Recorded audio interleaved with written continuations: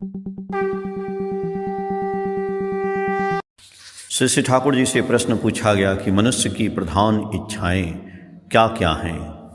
श्री श्री ठाकुर जी ने कहा, आहार, निद्रा, भय, मैथुन, अहम, ये 5 चीज़ें प्रधान हैं। इसीलिए इनके पुनः आध्यात्मिक, मानसिक, शारीरिक एवं सात्विक, राजसिक, तामसिक इत्यादि नाना रूप हैं। ये सभी हर व्यक्ति में मौजूद हैं। फिर भी एक एक व्यक्ति में उनकी एक एक दिशा प्रोमिनेंट प्रधान रहती है। जैसे आहार की इच्छा सबों में रहती है। किसी को स्पिरिचुअल फूड, आध्यात्मिक आहार की इच्छा प्रबल रहती है। वह स्वतः नाम, ध्यान, भजन और भगवत चिंता में अनुराग संपन्न होता है। सात्विक आहार के प्रति उसकी स्वाभाविक प्रीति रहती है। किसी का मन के खाद्य के प्रति लोभ अधिक रहता है, उसमें ज्ञानाहरण की स्पृहा प्रबल रहती है। संभवतः वह सात्विक या राजसिक आहार पसंद करता है और किसी का स्थूल आहार के प्रति आग्रह अधिक रहता है। वह केवल भोजन पाकर ही बहुत खुश रहता है। ज्ञान या आनंद के राजस के उन्नतर खुराक की आवश्यकता वह उतना महसूस ही नहीं करता। जिसका राजसिक या तामसिक आहार ही बहुत प्रिय है, वह खाद्य समस्या को ही जीवन की सर्वोच्च समस्या समझता है। किसी की ऐसी समस्या अपने पेट के लिए रहती है तो किसी की रहती है गुरुजन और प्रियजन के लिए और किसी की बृहत्तर पारिपार्श्विक के लिए।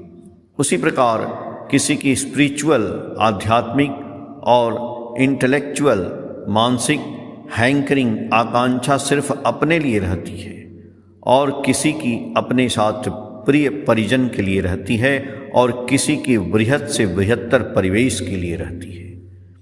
आहार, निद्रा, भय, मैथुन, अस्मिता इत्यादि हर चीज, हर क्षेत्र में व्यक्ति विशेष रूप में इस प्रकार विभिन्न रूप धारण करते हैं एवं उसमें एक गाइडिंग या गॉडिंग कॉम्प्लेक्स, परिचालक प्रवृत्ति रहती है।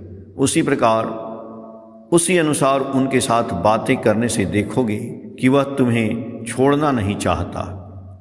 यदि एक बार रस संचार कर सको तो तुम उसे भगाना भी चाहोगे तो वह नहीं जाएगा।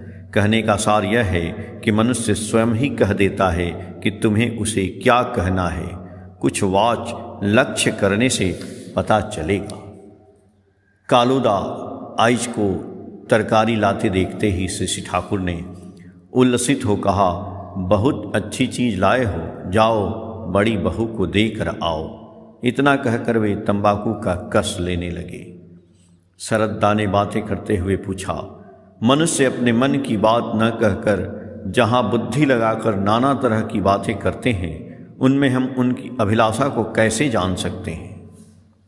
श्री श्री ठाकुर जी बोले, उनकी बातों से ही सब कुछ समझ में आ सकता है। चाहे मनुष्य जितनी ही बातें क्यों न करे, उसका झोंक जिस दिशा में रहता है, घूम फिर कर वह उसी जगह पर पहुंचना चाहता है। युद्ध की बातें कहते हुए वह कह सकता है कि रूस की महिलाएं किस प्रकार युद्ध में उतर आईं।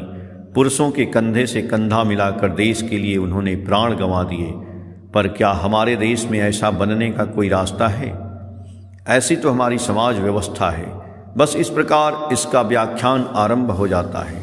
थोड़ी नज़र डालने से ही बात समझ में आ जाती है। एक व्यक्ति की गाइडिंग कॉम्प्लेक्स, परिचालक प्रवृत्ति यदि तुम्हारे मन के अनुसार नहीं हो तो भी उसे हतोत्साह नहीं करना चाहिए। अपनी विचारधारा के सार्थक प्रयोग से वह किस प्रकार जीवन में धन्य हो सकता है, इसी बात को उसे कहना चाहिए।